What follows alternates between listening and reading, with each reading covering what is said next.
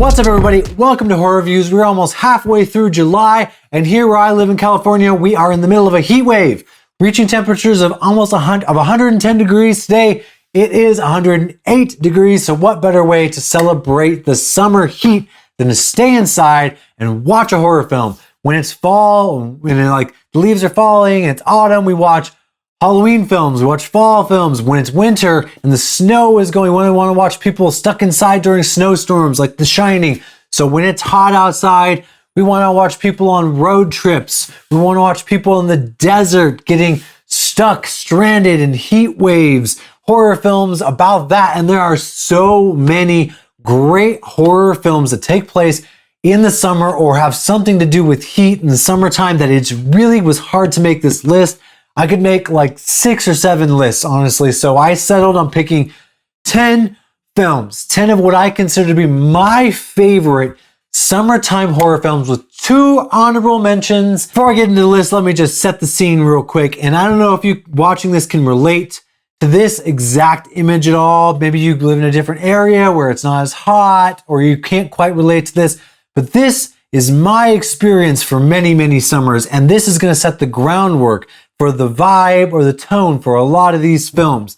You're outside, it's the middle of summer, maybe you're off school, maybe you're hanging out with your friends. It's 103 degrees outside. You go to the city pool or you go to your friend's house and you're swimming all day. You're drinking lemonade and you're just getting hot, getting maybe a little bit sunburned. You get that feeling of like the chlorine. Maybe you're at the lake even with the barbecue, but you get that feeling of like being in the water all day and you're starting to get a little dehydrated, a little tired. Then you get out of the water, you dry off, and you go back inside where it's all air conditioned and cool, and you get that like chill from like the hot heat and the sweat that's been just dripping down you, and you get inside, now it's like all chilled, and all you want to do is sit down on the couch, relax, and watch a horror movie. Kicking things off at number 10 is the 2005 film Wolf Creek, and this film actually has 2 sequels and a TV show that I have never seen.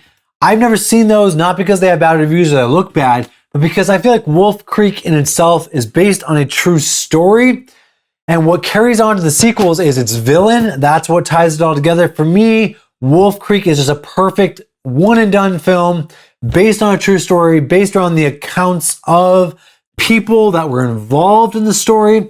This is an Australian horror film, so you've got that perfect like outback, middle of nowhere type of horror film. You know, there's like long stretches of road and like sand and hills in the middle of Australia where you don't know what you're going to encounter. And this follows a group of 3 friends who are looking for a place to camp and in the middle of the outback and encounter some guy who is up to no good. I'm not going to give a ton of spoilers. A lot of people may have probably already heard about this film. And again, the fact that it's based off a true story.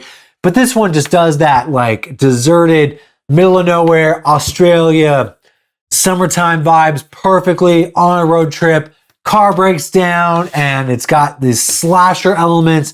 This one also does a really interesting thing where it goes from different perspectives of the people involved. And it does that sort of open water type thing where you don't know exactly what really happened, but we're going to watch what it's telling us happened.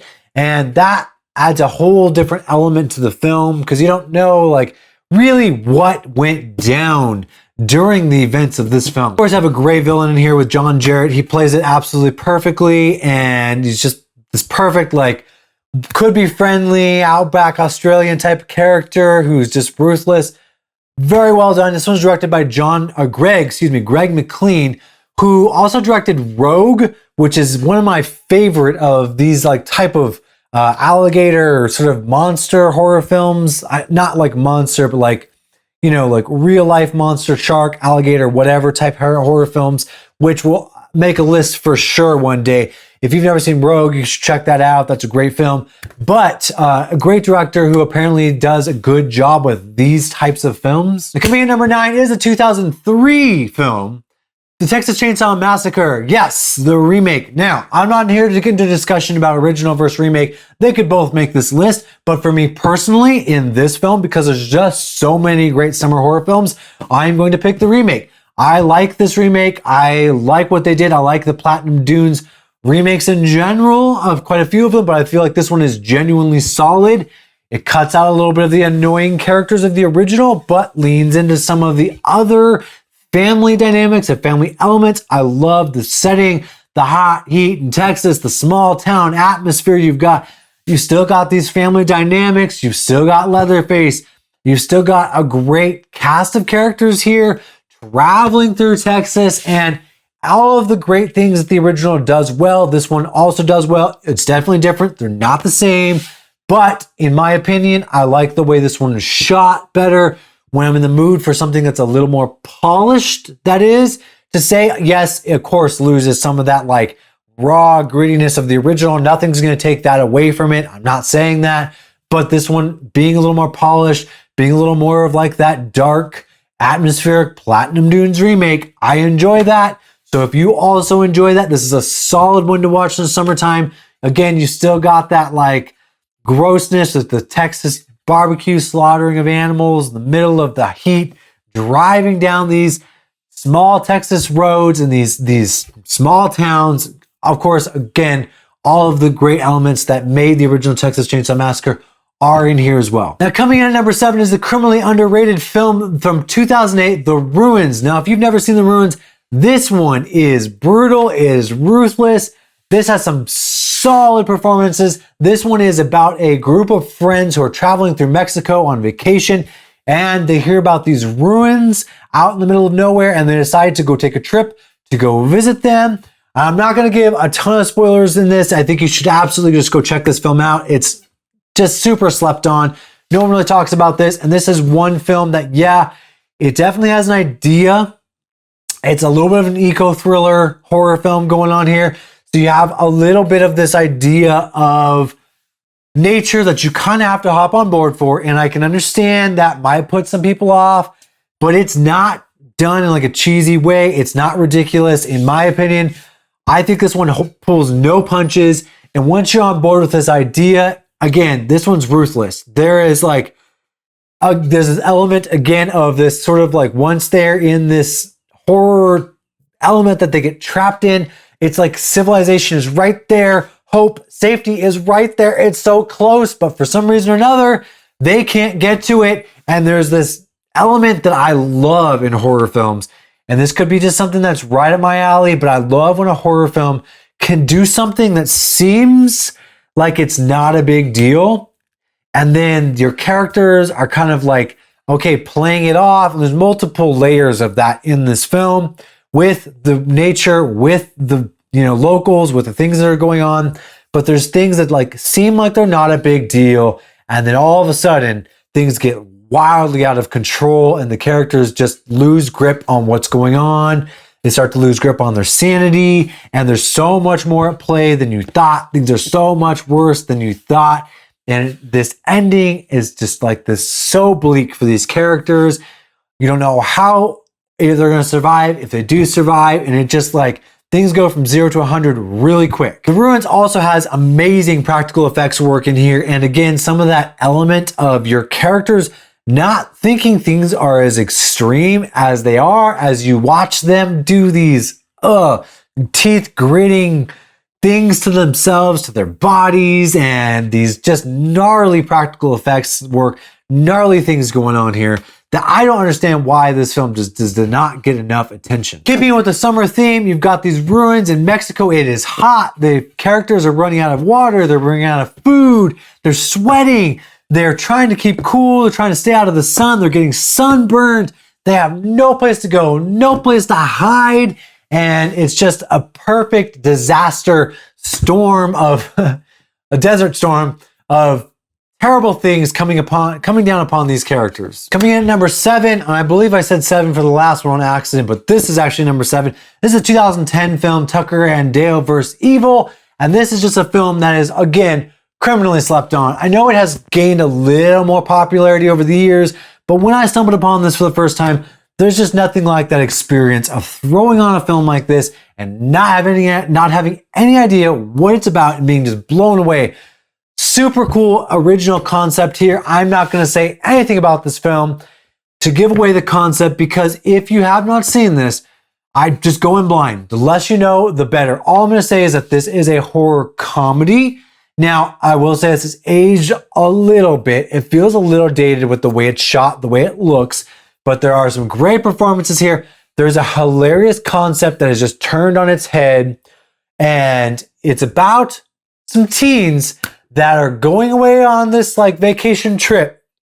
Very cabin in the woods-esque, and there's also these hillbillies that are renovating this cabin, and there's this turn of events takes this concept and twists it on its head. That's all I'm going to say.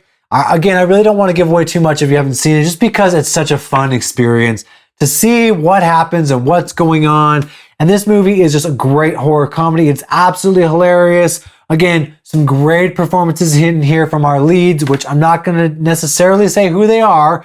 But if you have not seen Tucker and Dale vs. Evil, absolutely go check it out right now. Coming in number 6 is the 2006 film Turistas. Now this film, I believe, is a product of getting lost in the marketing, because this came out around the time when Hostel was coming out, and there was like this big like torture porn Saw thing. There's all this marketing, and I remember very vividly Turistas being marketed as a better and scarier film than Hostel. And I think a lot of people may have gone in and expected it to be a Hostel film or a Saw film, and it's just not. Yeah, it has some good practical effects work there on display in this film. Yeah, there's this element of Hostel going on here, but it's not like that film. It's very different. To me, this is just a great example of another one of these people going on vacation. This time it's in Brazil, and you've got that element of not really knowing what you're in for. You've got that like local towns in Brazil are a little bit more dangerous than people might think. So you're kind of trusting these locals, these vacationers that are just these people that are in over their heads. They don't know exactly what they're in for, and they get caught up in this thing that's going on in Brazil. Now, again, I'm not going to say a whole lot about the plot, but I like the cast of characters here. You've got Josh Duhamel, which I really like in here. And then you've got this, again, in Brazil, these like desert or these sandy beaches element of these people like having a great time for the weekend on vacation, drinking, partying, coming together from different places around the world, and just getting caught up in this element that they get in over their heads really quick. You've also got Melissa George here in a great performance from her, and I just love this like slasher element that's going on here. But most of the best parts of this film, again, are the environment, beautifully shot in these locations, and these characters who are trying to figure out what they've got themselves into. They're hiking through these jungles, these jungle areas, and low on supplies. They can't trust locals. They kind of have to get away from some other stuff that's going on, but then they get into even more treacherous waters, even more dangerous things that are going on, and they have to now work together to escape that element. Again, you have some genuinely good practical effects here. There's definitely an element of them trying to be like Hostel, and I think it works. There's some raw grittiness in here, but beautiful, beautiful locations, beautiful swimming, beautiful beaches, beautiful elements. And again, it's just one of those vacationers, in over their heads real quick, foreigners not knowing what to expect in Brazil. And if you haven't seen Turistas for some reason, I highly recommend you check this one out. Coming in at number 5 is the 2007 film Disturbia. Now I'm gonna make this one quick because I just talked about this one on another list recently. This is one of my favorite summertime films. This is a PG-13 film. It's a Rear Window meets like a couple other different elements.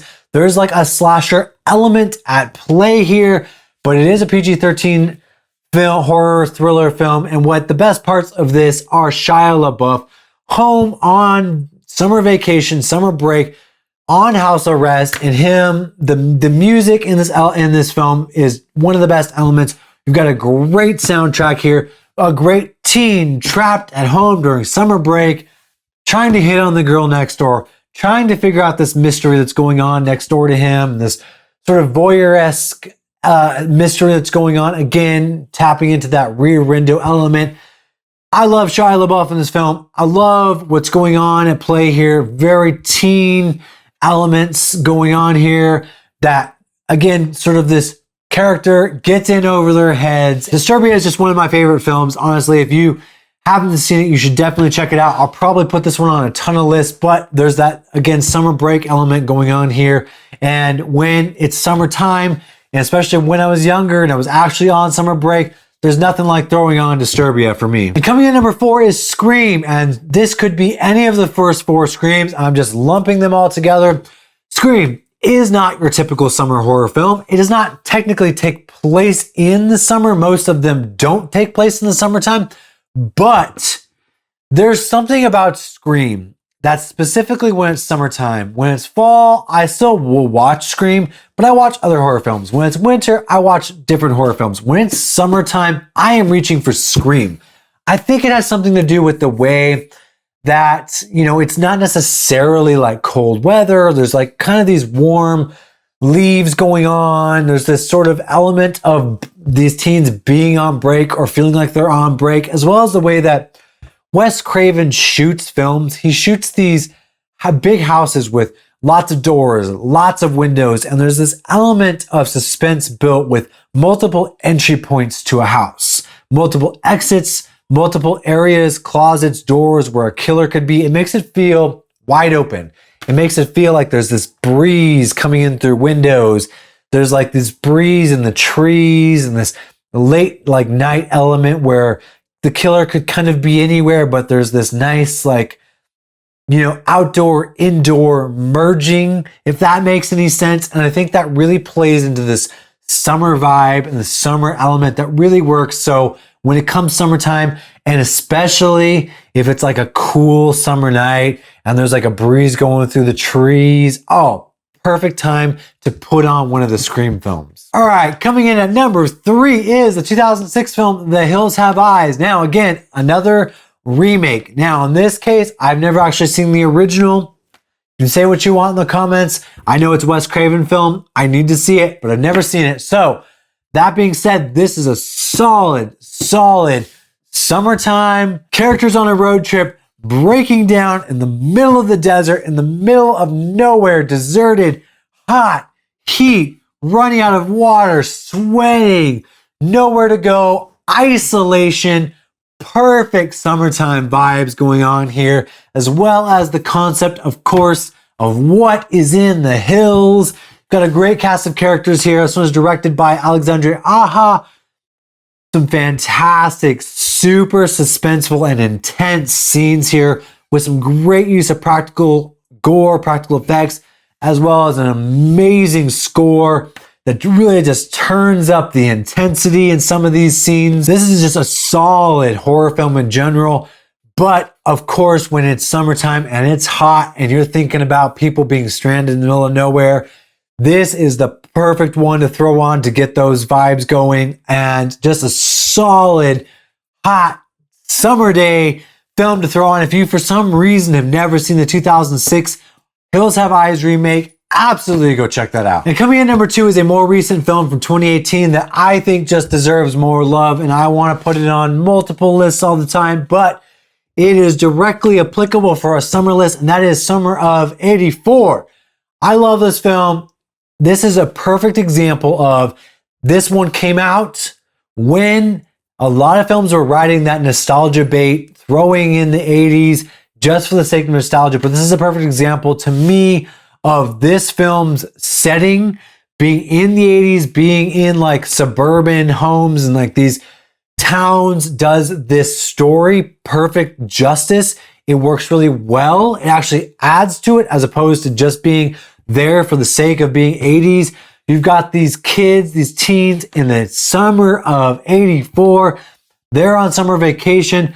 They're playing Manhunter and they're starting to get suspicious of their neighbor, maybe a little bored, trying to create stories that maybe aren't there or maybe they are. You don't really know. Perfect cast going on here of these teens that feel raw and authentic. Very similar to It Chapter 1. And if you like that sort of Stand By Me-esque element, they do it really well here. And they're trying to like figure out this mystery that's going on, as well as a little bit of this like, you know, girl next door, like love story, crush element going on here. Again, the 80s vibe, perfect for this film. They're talking on walkie-talkies, and it works really well for when they're spying on their neighbors and they're trying to like sneak around. There's just a really, really great mystery going on here, as well as just this perfect set of characters in the summertime trying to solve this mystery, piecing together these clues, and this perfect, like, I love this small town, like suburban neighborhoods, and these like running around each other's yards and making friends. Great use of that on display here. There's also a solid ending here, which could be a little bit divisive, but I like that they went for it, and I think that it definitely works in this film. As I mentioned, this is just one of my all-time favorite films. It just incorporates so much of what I love in a film. You've got the summertime, summer break, teens getting together, great cast of character, small town mystery element, but also characters getting in over their heads at the end, things that, you know, don't know if they're true. Are they true? Questioning elements. There's so much going on here. I could say so many good things about this film. I don't want to spoil too much about what's going on here. That's all you really need to know about it. But this is just a criminally slept on film, in my opinion. Deserves so much more love. If you've never seen Summer of '84, absolutely go check that one out right now. All right, we have 2 honorable mentions real quick. And the reason that these are in here is because first one is a TV show, and the second one's not exactly horror, but I wanted to give it a little bit of love. First, we have Stranger Things. I thought I would just mention this because similar to Summer of '84, it just has so much of this, like, kids on summer break, friends getting in this like small town mystery, getting in over their heads. Stranger Things, of course, is a different element. I think that Summer of '84 is a little more grounded in its mystery, but Stranger Things, of course, a lot of people know what this is, obviously, but it's worth mentioning just when you're going for like summertime vibes and you're looking for a lot of fun. You could watch all 4 of these seasons. I don't like the second season as much personally, but you could throw out all 4 of these seasons and they're all going to hit that kind of like summertime vibe really well. The second honorable mention is the 1997 film with Kurt Russell, Breakdown. And this film is not exactly a horror film, but I wanted to mention it because when we're talking about summer horror films, this has a lot of those elements. You've got a trip through the desert, the hot heat, as well as a breakdown. Car breaking down in the middle of nowhere. This is about a man played by Kurt Russell. Great performance from him, by the way. This is one of my favorite performances from him, I think. And he's searching for his wife who disappears after his car breaks down in this small town in the middle of the desert. Now, this is very similar to another film called Road Games. Both good films. You could watch either of them. They both would do this summertime horror thriller film justice, but I personally prefer Breakdown. I think it's just more intense. Some of the action set pieces in here are better, and I'm a fan of Kurt Russell, so I just, for that reason alone, enjoy this film more. Again, this is not exactly a straightforward horror, but it's a solid, fun, suspenseful thriller. If you've never seen it, go check it out. It's going to hit that sweet spot of like a road trip breaking down in the middle of the heat, in the middle of summertime. All right, coming in at number 1, and this actually is number 1 on this list, but also genuinely one of my absolute favorite go-to summer horror films, and that is the 1989 film, The Burbs. Yes, The Burbs, directed by Joe Dante with Tom Hanks, and this is just a solid horror thriller film. I love this movie. I have loved this movie from the first time I saw it when I was a kid, and I rewatch it all the time. When it's summertime and I think about vacation, like people in the heat, again, you've got the suburban element going on, this little like town mystery going on. You can see what I gravitate towards when I think summertime horror films, and this has got it. It's got these characters on vacation complaining about the heat. Again, up to no good, maybe making a mystery out of nothing, or maybe there's something there. We don't know for sure. And this one just has a solid cast all around. As I mentioned, this has Tom Hanks in it, and this is one of my favorite Tom Hanks performances. I love him in this. I love how he plays just like this grumpy sort of neighbor who doesn't want to get involved and all this nonsense that his friends are dragging him into. He's trying to figure out what to do on his vacation. He's this like guy who begrudgingly is trying to relax. His wife is trying to just tell him just relax, take it easy. His wife, played by Carrie Fisher, in here. You've also got neighbors, played by, let's see, I'm going to mess these names up. So Bruce Dern. You've got a hilarious performance from Rick Dukeman. You've also got Corey Feldman in here. Again, hilarious performance from Corey Feldman playing neighbor. Great cast of characters here. Amazing little suburban street mystery element going on here. Now, this is a horror comedy. This is directed by Joe Dante, who does horror comedy really well. And this doesn't get into the really horror elements until like the very end. But man, does this just nail it with the suburban horror comedy in the heat, in the middle of the summer. Just great cast of characters, super fun time, super great little mystery, trying to piece these things together, don't know what's going on. In case you hadn't picked up on it, I love those elements.